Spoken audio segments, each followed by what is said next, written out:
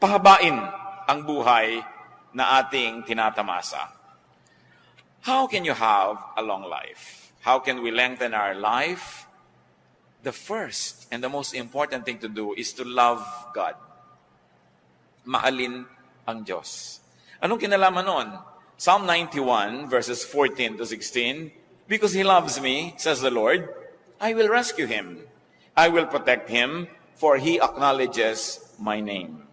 He will call upon me, and I will answer Him. I will be with Him in trouble. I will deliver Him and honor Him. With long life will I satisfy Him and show Him my salvation. So yan daw ang gustong gawin ng Panginoong Diyos sa isang taong nalulugod sa Kanya, nagmamahal sa Kanya at kinalulugdan niya, ililigtas niya mula sa mga panganib at pahahabain niya ang buhay. Love God. Who you love can lengthen or shorten your life. Napakahalaga yan na ating namnamin. Kung sino ang minamahal natin ay pwede magpahaba o magpaiksi ng buhay natin. And when we add, whatever you love can lengthen or shorten your life. Ano bang ating hilig sa buhay? Ano bang gusto natin mga libangan, hobbies? Ano bang ating uri ng pamumuhay, ng lifestyle? Yan yung nakakapagpahaba at nakakapagpaiksi. Bagamat, ang itinakda ng Panginoon ay isang buhay na mapayapa, mahaba at mabunga para sa lahat, pero tayong tao ay binigyan niya ng free will. Kaya meron tayong participation kung umiiksi o humahaba ang ating buhay. Kaya dapat may ginagawa tayong tama. At una dyan, love God. Then obey God's teachings and commands. Isang napakalakas magpahaba ng buhay, yung masunurin. Nakita niyo po yung pag-inom ng gamot, kung sinusunod ninyo yung dosage, humahaba ang buhay nyo. Pero huwag niyong sundin yan, katulad ng isang totoong kwento na nangyari sa Pampanga. Isang ina, sabi ng doktor, bilhin niyo po ang lahat ng gamot na ito at ipainom niyo lahat sa anak niyo. Kasi alam ng mga doktor, yung habit ng iba ay pag medyo gumaling-galing na, titigilan ng pag-inom ng gamot. Binili nga ng masunuring ina at ipinainom ng lahat, sabay-sabay. Namatay ang bata. Totoong kwento. Hindi sumunod sa instruction ng doktor. Kung tayo susunod sa instruction ng doktor ng mga doktor, sa kanyang ipinagagawa sa atin kung anong dapat ginagawa, kailan, anong hindi dapat ginagawa, di hahaba ang ating buhay. Bakit? Siyang nakakakilala ng ating katawan, ng ating espiritu, ng ating emosyon. Kaya pag sinusunod natin siya, parang sumunod kayo sa manufacturer's instruction, how to use a certain product.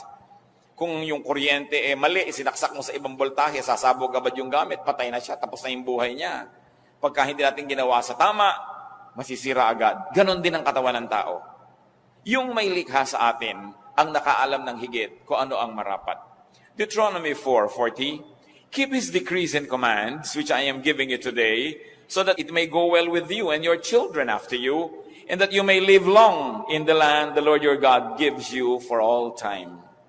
So ang pagsunod daw sa kautosan ng Diyos ay nangangahulugan ng pagpapahaba ng buhay ng tao. Kaya pati po ang pagpapahinga, iniutos ng Diyos. 6 days you shall labor and do all your work, and on the 7th day you shall rest. Utos siya ng Panginoon. Yung iba sobrang sipag, hindi na nagpapahinga. Akala nyo natutuwa ang Diyos. No. Dahil pag sobrang sipag ka, hindi ka nagpapahinga, you are disobeying God. That's disobedience. Kahit pa sabihin mo dahil sa kadakilaan, dahil sa kasipagan, pero alam ng Panginoon ang limit na kayang dalhin ng katawan ng tao sapagkat siya ang lumikha. And God remembers that we are dust. That's why it is important to be obedient. Pag sinasabi ng Diyos na huwag ka na magalit, magpatawad ka. Akala nyo ba pinapalugi tayo ng Diyos pag sinasabing magpatawad ka? Kasi pag hindi ka nagpapatawad, ikaw ang nagdadala ng lahat ng bigat ng mundo, ikaw ang nagagalit, tumataas ang presyo ng iyong dugo, bumibilis ang pintig ng iyong puso, pati ang pulso mo bumibilis, nawawalan ka ng ganang kumain, hindi mabuti para sa iyo. Kaya sabi niya, ipatawad mo na. Paano po kung hindi naman humihingi ng tawad? Di lalo namang dapat mong patawarin dahil alam ka namang dahil hindi siya humihingi, ikaw ito nalugi. Kailangan magkusa ka na. Kaya pag sasabi niya, huwag kang mag-inggitin, huwag kang magselos, huwag kang magalit, mabuti lahat sa katawan ng tao yan. Kaya ang sumusunod sa Panginoon, nagkakaroon agad ng advantage over the others. Meron na tayo agad na pampahaba ng buhay. God's words, ang salita ng Panginoon ay manual. It's a manual to life. It's a manual in life. And it's important to respect the wishes and the design of God, our Maker. How to have a long life? Please God. with what you ask for. Katulad ni Solomon. Sabi ng Panginoong Diyos, o sige, gagawin kitang hari, kahit anong hilingin mo, ibibigay ko sa iyo para magkaroon ka ng lakas para maging hari. Ano ba yun? 1 Kings 3:11-14.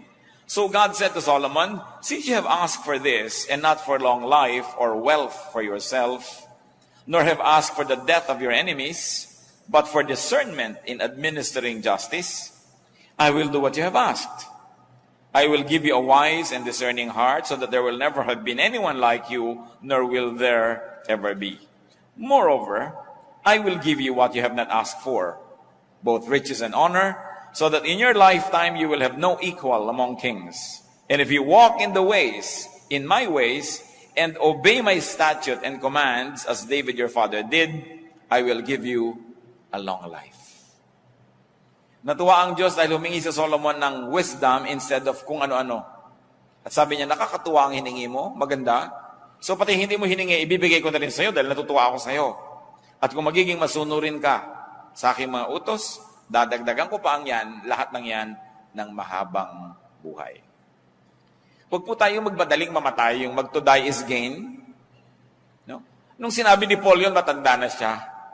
No? Hindi naman siya teenager na sinasabi niya, to die is gain. Matanda na rin, talagang pwede na gumraduate. No? Nagawa na niya ang mga dapat niyang gawin. At saka siguro dahil sa sidhi ng pag-ibig niya sa Diyos, talagang hindi na bali sa kanyang mamatay. Pero life is the primary duty of life. Nilikha tayo ng Diyos, hindi para asamin na mamatay tayo at pumunta sa langit.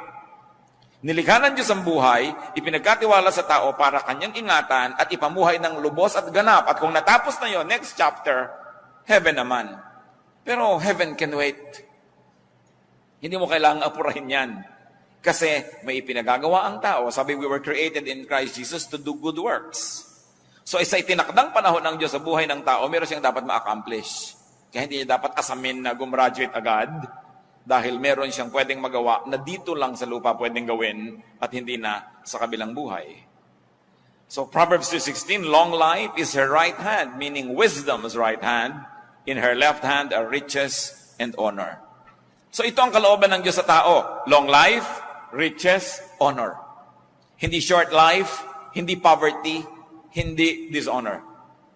Akala ng iba, pag naghihirap sila, ay kinalulugod ng Diyos. Gusto ng Diyos maayos ang buhay. Kaya nga itinuturo niya, 6 days usual work. Pagka naman 6 days ka talaga nag-work, bakit ka magugutom kung 6 days ka na nag-work? Isasabihin nyo, bakit po ako 7 days na nag-work, gutom pa rin. Siguro marami kang pakain. No? Maraming hindi nag-work sa iyo umaasa. So, kung ang lahat gagawin ang inuutos ng Diyos, wala dapat nagugutom na tao. Pwedeng hindi kayo maman, pero hindi pwede maging mahirap. Kung ikaw lang nagtatrabaho, tapos wala kang pasanin sa buhay, hindi isang katerbang mga kapatid mo, mga kamag-anak, mag-aasawa ng maaga, pati gatas ng anak niya, iaasa sa'yo, talagang kahit 8 days a week, kulang sa'yo. Why?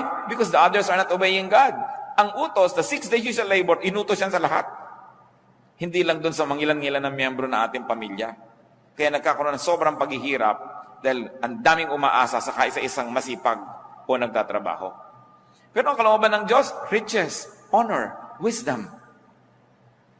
Kaya merong mahirap, kalooban po ng Diyos. O hindi ka nilikha ng Diyos para sadistahin at kawawain. Inilikha ng Diyos ang napakaraming papaya para ma-afford ng lahat na magkaroon. Ba't hindi nakakakain yung iba?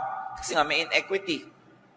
May inequality in terms not only of wealth distribution but also in distribution of labor. No? Pero ang lahat ng yan, napakaraming pagkain ng mundo, maraming nasasayang lang nga . Hindi nilikhaan ng Diyos ang tao para mahirapan.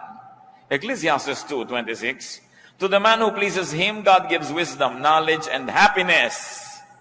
So ang buhay din para maging masaya tayo. Huwag kayong mag-guilty. Kung mo kayo religious, dapat malungkot. But to the sinner, He gives the task of gathering and storing up wealth to hand it over to the one who pleases God. You want to have a good life? Unahin ninyo, please God.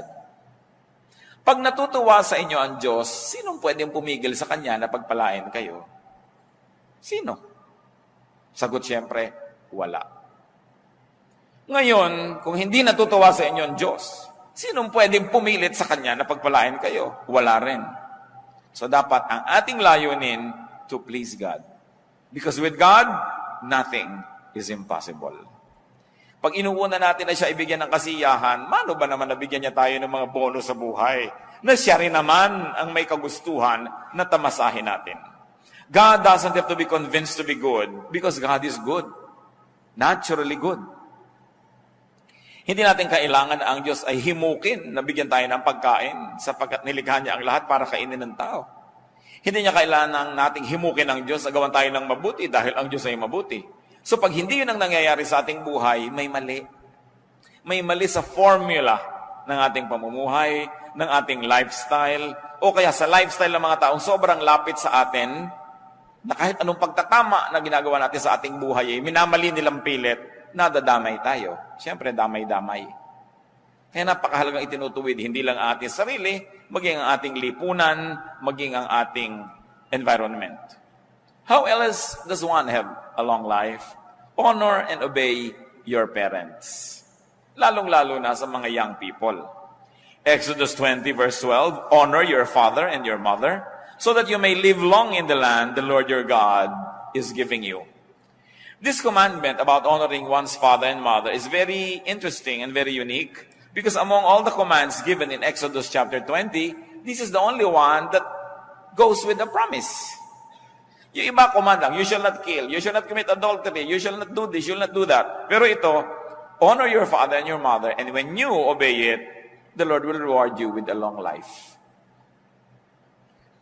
Mga kabataan, lalo na yung mga wala pang asawa, kung pipili kayo ng mapapangasawa, isa ang unahin ninyong tingnan, ha? Kung mabuti siyang anak. Yun. Hindi kung 36, 26, 36, dahil after 10 years, 36, 36, 36 na yan. Baka 42, 42, 42 pa. Napakadaling mawala ng ganda.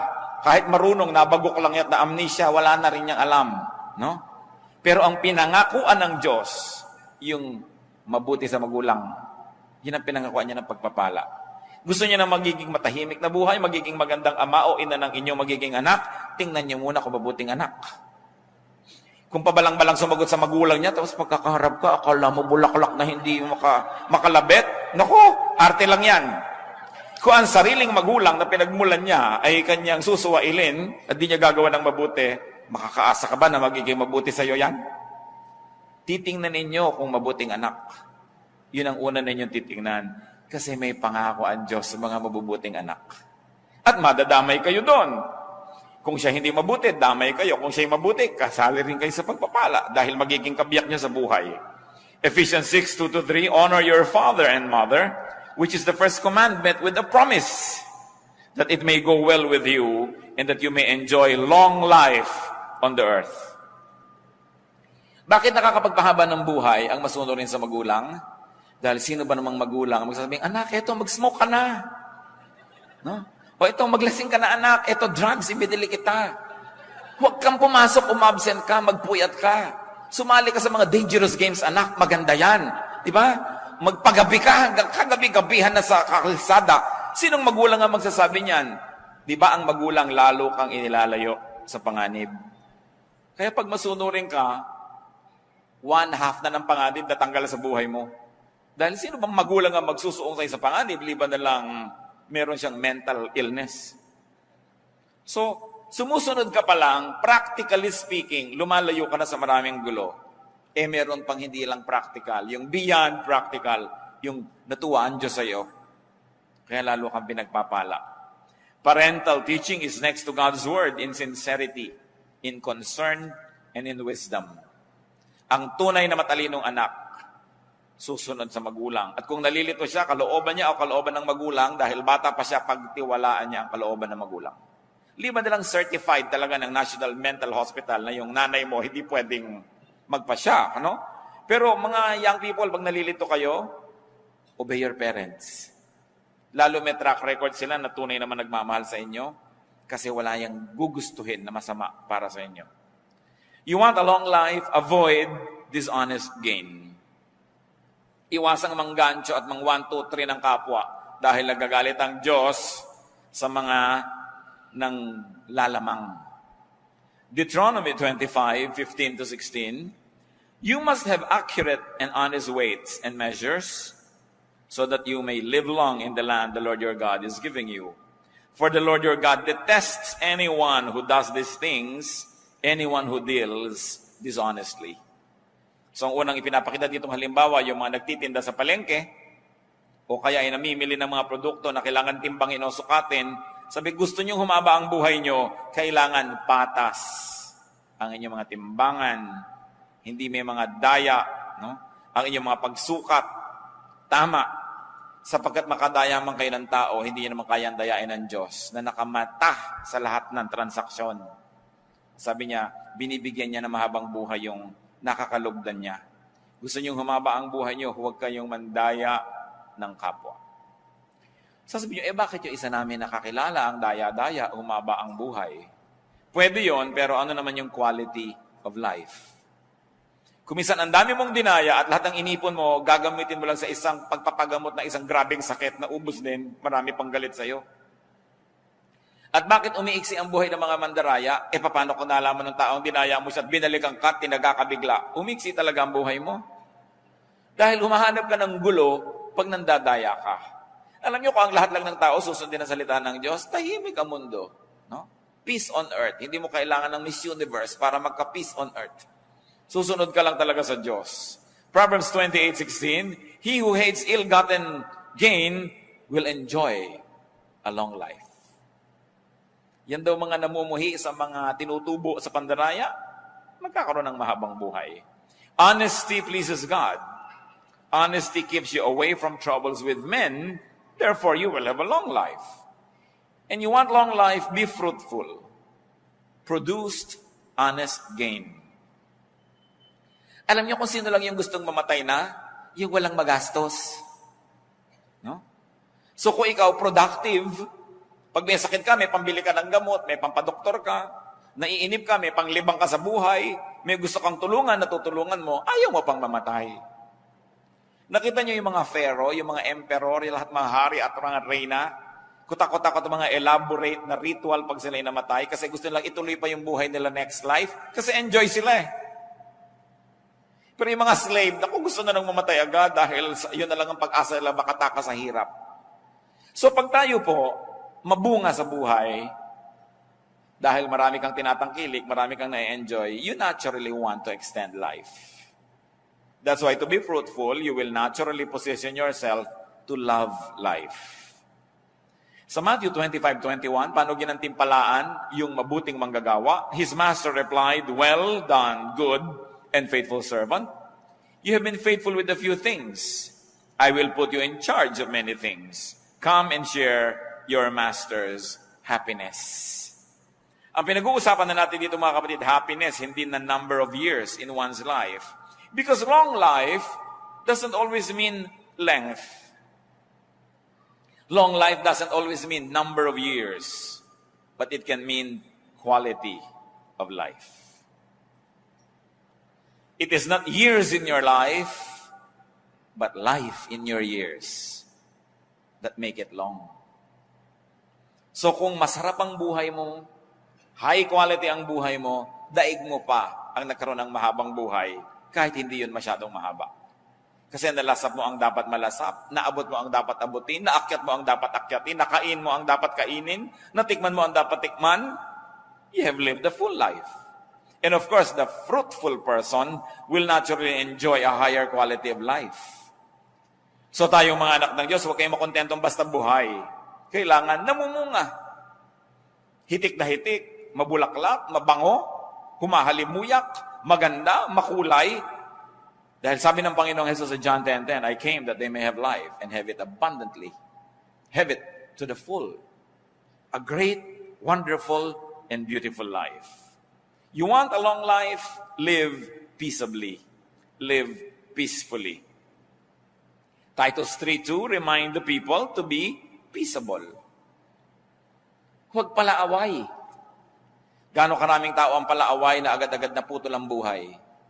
Interrupted ang life nila because they cross paths with another equally troublesome person. Nag-contest sila, namatay sila pareho o isa ang namatay. Yung mga mainitin ng ulo, hindi marunong magbigay sa kapwa, lagi nang nagagalit, naghahari-harian, naghahanap ito na umiksi ang kanyang buhay. It's important to clear and unclutter your mind, to unburden and rest your mind, to have a long life. Kaya ang utos sa Philippians 4:6-7, do not be anxious about anything. And the peace of God, which transcends all understanding, will guard your hearts and your minds in Christ Jesus. Huwag daw tayo maging warrior. Because when you always worry, you don't change the situation, but you make yourself miserable. Pag lagi pong nag-aalala ang tao, lagi nag-iisip, laging namamroblema, hindi naman niya talaga nalulutas yung tunay na problema, nadadagdagan pa dahil siya nasisira ang kalusugan. So sabi, ipanalangin mo. With prayers and supplications, bring your request to God. That's what the Bible says. And then, leave it up to God and live as quietly and as peacefully as you can. Walang kwenta yung natutulog ka pero ang babaw ng tulog mo dahil baka merong sumakal sa'yo o nagagalit ka, baka may pumatay sa'yo. Walang kwenta yung naglalakad ka sa neighborhood nyo, iniisip mo baka biglang may sumaksak sa'yo dyan dahil marami kang kaaway. O kaya iniisip mo baka merong gumawa ng masama sa'yo dahil marami kang atraso sa iyong kapwa. So maganda na yung payapa, tahimik ang buhay. At lagi kong inuulit-ulit, kung talagang mahilig kayo makipag-away, humanap kayo ng kalaban sa Kenya o sa Madagascar o kaya sa Lake Titicaca. Pero yung kaaway nyo, yung kapitbahay nyo, napakalaking kamalian niya dahil ang lapit-lapit, pwede kayo laging saktan, guluhin. Hindi kayo ang kawawa.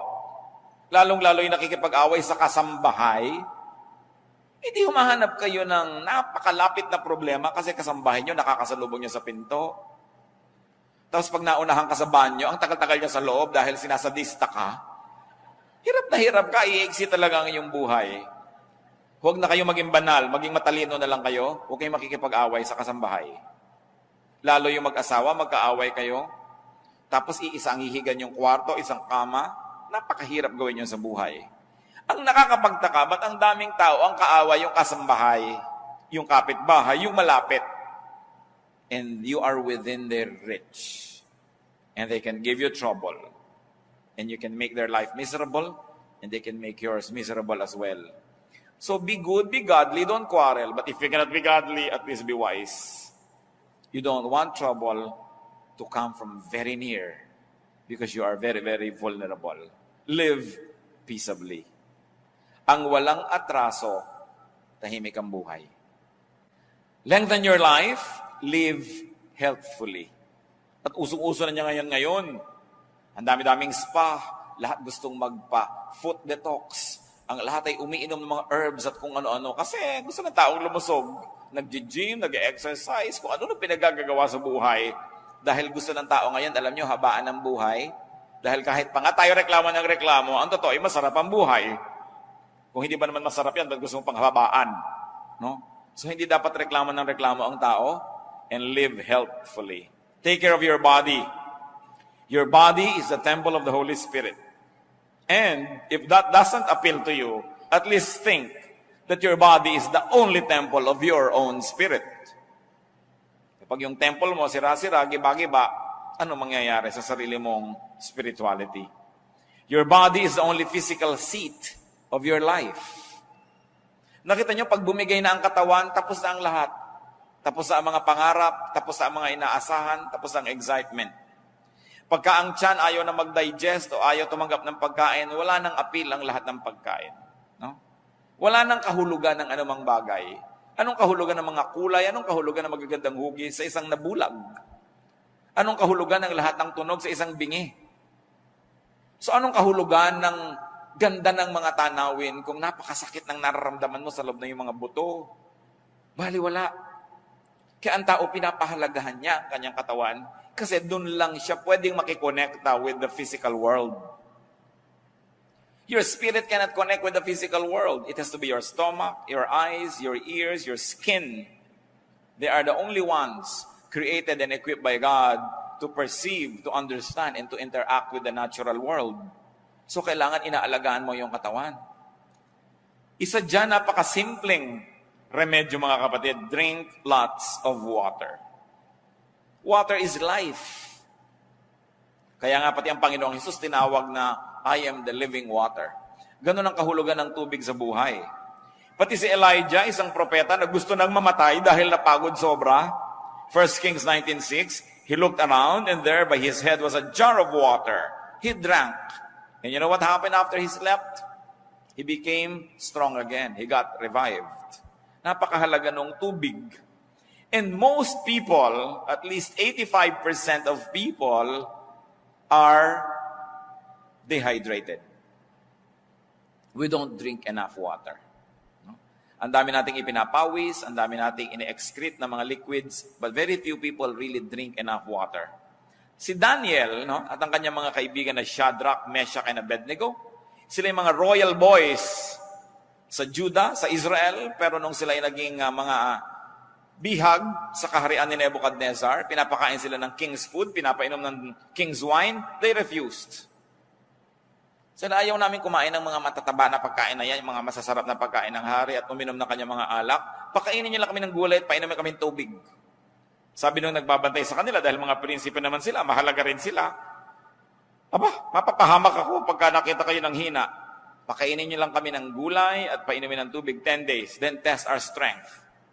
Pagka hindi nyo kami nakitang malakas, edi sige, kakainin na namin pinapakain nyo.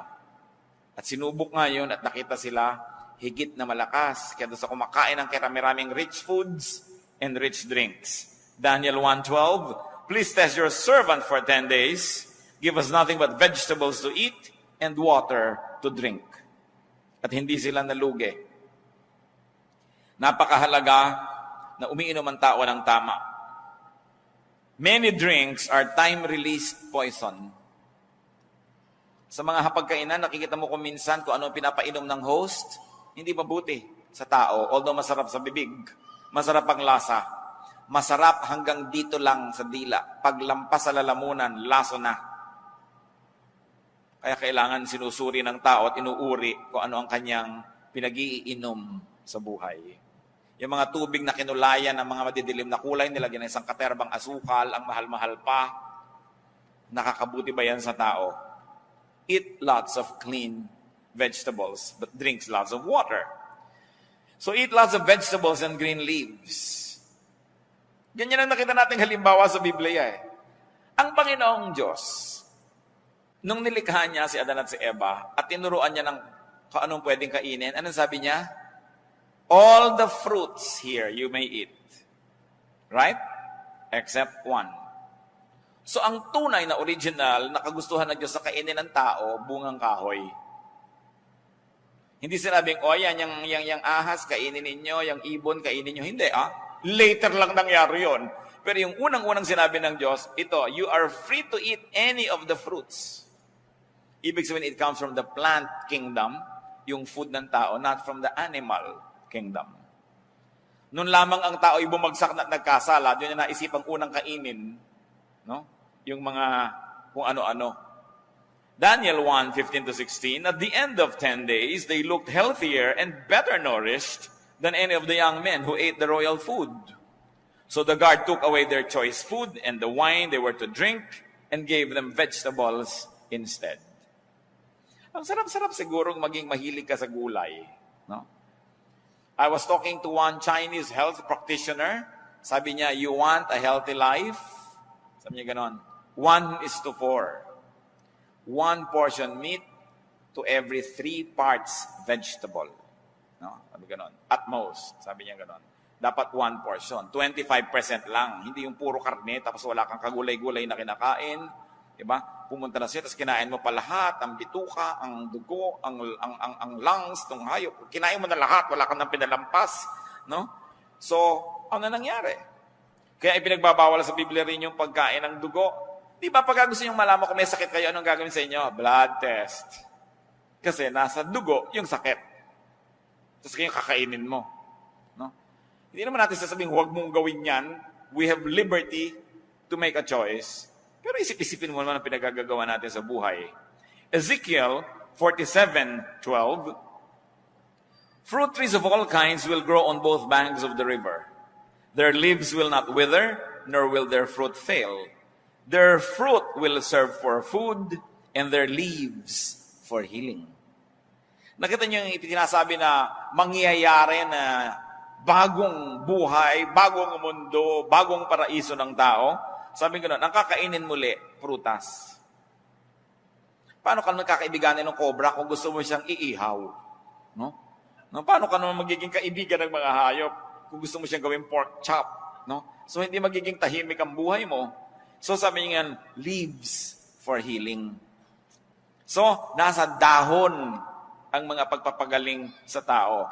You want to be literal? Think herbal. No? Na talagang nasa mga dahon, napakasarap na kinakain mo yung mga green leafy vegetables. Grade 2 pa tayo, tinuturo na yan na eat green leafy vegetables. No? Pero yung bang ginagawa natin sa buhay? And when you have to fast, fast correctly. May tao po nag-fast, ginaya si Jesus 40 days, namatay. Sa Diyos ko, bakit po ako namatay? Ba't mo ginagaya si Jesus? Si Jesus ka ba? Diba? Hindi ka naman pinagfa-fast ng 40 days. Di papako ka na rin, gayahin mo na siya ng lubos. No?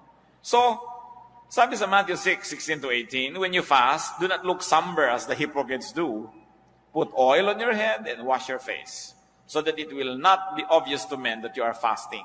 In other words, there's a correct way to fast, and there's an incorrect way. So kung talagang convinced ka na magpa-fast, at least get medical advice. Kakayanin ba ng katawan mo yan? Makakabuti ba? Kasi up to a point, it's really good to fast because your body uses your stored energy. Sabi po nila, pag kumain ng tao sa gabi at natulog na siya, titigil ang buong metabolism, so lahat ng kinain niya, magiging taba. No? Dahil hindi naman nagamit eh. Kaya yung iba gusto nila talaga, no eating after 6. Kasi sabi nila, it takes 3 hours to fully digest food. So pagkakain mo, dapat 3 hours ka pang gising bago ka matulog. Pero kung matutulog ka na mamaya, kumain ka pa sa katerba, magiging taba lang yun. Hindi mo magagamit. Yung after 6. Yung iba naman, ang dieta nila, after 6 courses. Tsaka pa lang sila titigil. Kaya talagang hindi natabla-tabla ng anumang dieta. But correct timing, correct bodily condition, motive and technique, will also be good if one fasted. Pero dapat tama pati yung motivation. Hindi lang para ipagyabang mo nag-fast ka o dahil lahat may magpa-fast, sasali ka. Dapat may personal conviction. Hindi lang nakikiuso. Take your medication.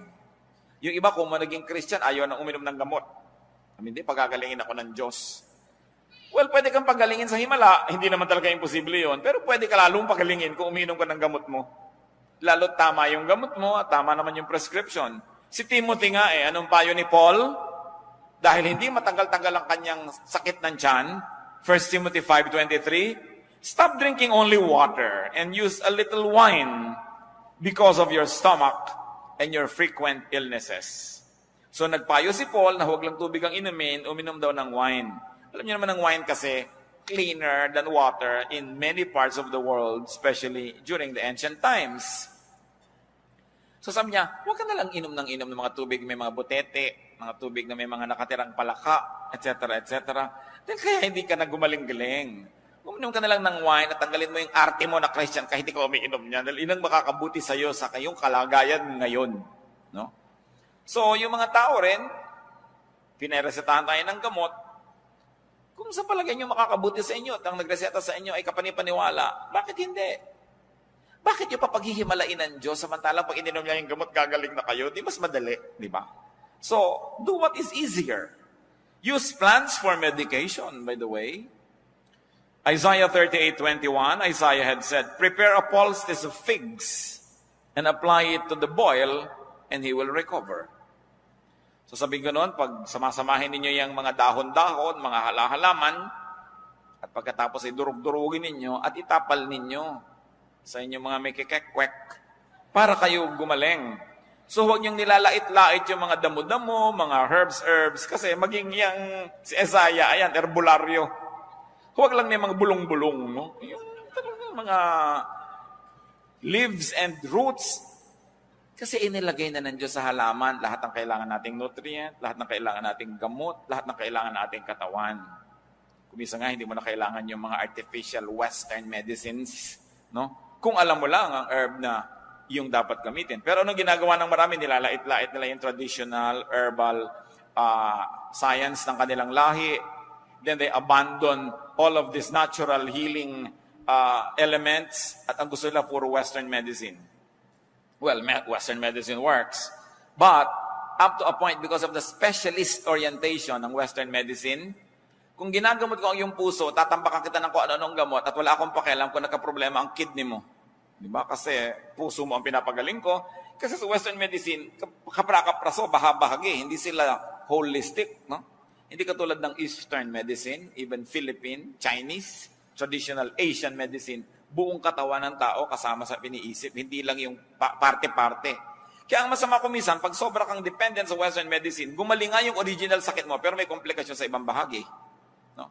Kasi, para kang may ipis sa noo, binaril yung ipis, patay ang ipis, butas ang noo mo. Maraming ganon din yung mga kuminsan nakikimo, kuminsan ay nagra-radiation, yung original complaint, nalulutas for a while, pero may ibang komplikasyon na nangyayari sa iyong katawan. Kaya dapat nag-iisip na rin ang tao, alin ba ang mabuti. Sapagkat hindi natin kailangan umalis sa Biblia para maghanap ng ganito mga halimbawa. Kitang-kita natin, pati ang kanilang pagpapalakas sa kanilang katawan. So do not belittle herbology, do not belittle the traditional use of herbs. Except that it must be done in the right way and of course in a hygienic procedure. Live healthfully, have enough rest and sleep. Tulad po ng binanggit natin kanina. May hangganan ang kaya ng katawan ng tao. At ang taong maka-Diyos, igagalang niya yung hangganan na yon. Don't burn your candle at both ends. Kailangan meron talagang pahinga. 1 Kings 19:45, referring to Elijah, he came to a broom tree, sat down under it, and prayed that he might die. I have had enough, Lord, he said, take my life. I'm no better than my ancestors. Then he lay down under the tree and fell asleep. Sa bigat ng mga problema na dumating sa buhay ni Elijah, maging siya na napakadakilang propeta ay ginusto ng mamatay. Pero nung siya ay nakapamahinga, nakainom ng tubig, nakakain ng konting tinapay, na iba ang kanyang orientasyon, lumakas ang katawan at gusto na naman niyang mabuhay. Hindi ko alam kung may kasama tayo dito na kumisan gusto na mamatay. Pero nawa, wala. Pero kung meron, baguhin niyo lang chemistry ng blood niyo, maiiba yan. Ibahin niyo lang. Kumain kayo ng halo-halo. No? Magngat-ngat kayo ng panotsa. Kumain kayo ng pulot. Eat anything that gives you energy. Baka sa ilang sandali lang, sabi mo kanina, Lord, gusto ko nang mamatay. Nung makakais mo, Lord, joke only. Kung kayo'y parang nagnanais mamatay, sobra kayong depressed, kumain kayo ng kung ano. Kailangang baguhin nyo ang chemistry na inyong blood dahil maiiba ang andar na inyong utak. Importante yon. So kung meron sa inyo, tandaan nyo yan. Ano? Kung ano man yon, lalo yung gusto nyong kainin ninyo. Halimbawa, baling tumabada kayo ng konti, isang araw lang naman, isang kain. Pero, when you are depressed, remember this. If you're going to remember this whole night, remember this only for this one thing. If you're depressed, change your body chemistry. Change it. Immediately eat something that you probably haven't eaten in a long time. Kahit ayaw ng katawan mo, kainin mo siya. Pag naiba ang body chemistry, maiiba ang takbo ng iyong utak. Take it from Elijah. And rest. Kailangan ng pahinga. Long life means happiness. But remember this, happiness can also mean long life. Lengthen your life with happiness. Maraming problema ang mundo. Bakit kayo laging nanonood ng dramang malungkot? Bakit? Tigilan ninyo ang panonood ng malulungkot na drama dahil pinapalungkot lang kayo. Bakit kayo magpapalungkot ng sarili? Bakit nila kayo magbaril sa sarili? Mas mabilis. Kita nyo ang Pilipinas, kaya ang dami-dami sa buhay na gulo, away-away ng mga kamag-anak, mga aliliit na bagay, awayan sa churches. Kasi pinagpapanood ng drama, sampalan ng sampalan, awayan ng awayan. Iisa lang naman ang formula, hindi niya anak ito, yun ang anak talaga, mamaya isa lang nakakaalam, papahabain yung kwento, nagpapaulol naman kayo sa mga kwentong ito. It's a waste of time. No? Walang mabuting maidudulot sa ating lipunan ng panonood ng mga ganyang drama. No? At pakikinig na sari-saling drama. At kung kayo naman mahilig lang manood ng horror, lalo na. Yung natatakot kayo, kinakabahan kayo, napapatili pa kayo, at nagbayad pa kayo, ha? Tapos pupunta sa church para maipanalangin, makakita ng magagandang bagay, umawit, at makarinig ng sermon, tapos pagdaan ng basket, hindi nakikita. Pero nagbabayad para manood ng horror, nagbabayad yan doon sa mga sasakyan na pinaghahampasan ng katawan nila sa hangin, yung mga hilong-hilo kapag baba mo, nagbabayad. Mga tao talaga, ganon. Kailangan ko pa magpupunta rito para sabihin sa inyo yun? Huwag kang manood ng horror dahil natatakot ka. Huwag kang manood ng drama dahil nalulungkot ka. Maiksi ang buhay, kontian nyo yung lugar para sa lungkot. Kasi kahit hindi kayo umimbento ng lungkot, kusayang darating sa mga tamang panahon. Mamamatayin tayo ng kamag-anak, so huwag na kayong umiiyak dahil may namamatay sa TV na drama. No? Dahil buhay na buhay pa yung artista doon at nagsha-shopping na sa kinita niya, kaya naman lungkot na lungkot pa. There will be enough people around us who will die. So don't grieve artificially for this kind of deaths that are fictitious. No? Huwag niyong galitin ang sarili niyo dahil napakasama nung kontrabida, galit na galit kayo. Ang dami nang nakakagalit talaga sa totoong buhay. Dinadagdagan niyo pa. Kung ako talaga, ipagbabawal ko ang ganyang mga drama-drama. No? Hindi mabuti sa ating lipunan. Malungkot na lang siyempre sa mga artista at producer. Umimbento kayo ng mas masaya, no? Yung mas maganda, yung nakaka-edify. Life is God's gift. You agree? So love life. Celebrate life. Live life to the fullest. Lengthen your life. And if I may end in this, brothers and sisters, help other people lengthen their own lives. Huwag niyong paiksiin ang buhay ng inyong kapwa dahil tinotorture niyo. Payagan nyo rin silang sumaya. Bigyan nyo rin sila ng lugar. Huwag nyo silang dominahin. Huwag nyong diktahan. Tigi-tigisa lang tayo ng buhay. Hindi ko mo kayo ang may pera, kayo ang may kapangyarihan. Didiktahan nyo ang inyong kapwa. Kasi siya man, isa lang ang buhay niya. Live your life the best way you can and let others live theirs. Aming Diyos, salamat sa mga paalala nyo na ang buhay ay masaya, maganda, mabuti.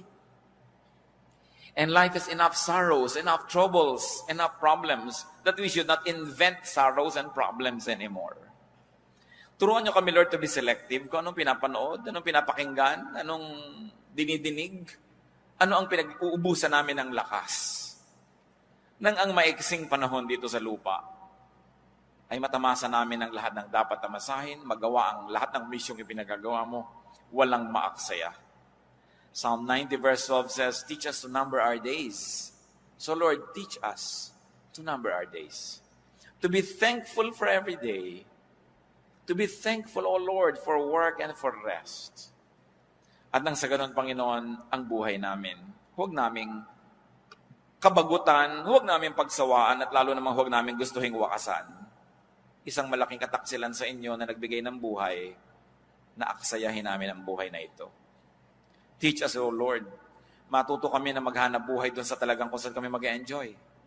Turuan niyo po kami na ilagay ang sarili namin kung saan kami mamumunga ng pinakamarami at saan kami magiging kapaki-pakinabang. Magbulay-bulay tayo, mga kapatid. Walang buhay na dapat masayang. Kung mayroong buhay na nasasayang, mag-isip ngayon din, ibahin ang pamamaraan. O kaya may mga bahagi ng buhay natin na alam natin nasasayang, palitan ang pamamaraan ng pamumuhay. Sapagkat ang buhay na ito, bigay ng Panginoon. Napakaraming magaganda siyang iniwan along the way to be discovered by everybody who travels well and who travels correctly. Let us have time for reflection. Pasalamat tayo sa Diyos sa ating buhay. Ipagpasalamat yung mga kapatid ang mga magagandang bagay na tinatamasa nyo sa buhay. At ipasa Diyos natin yung mga bagay na hindi pa nangyayari pero gusto natin. Identify your own habits, your own style that makes your own life miserable. Kailangan ng pagbabago ng isip, pagbabago ng style so that we can have a full, meaningful, and abundant life. Life is a gift. Let's be alone with the Lord and listen to the prodding of the Holy Spirit.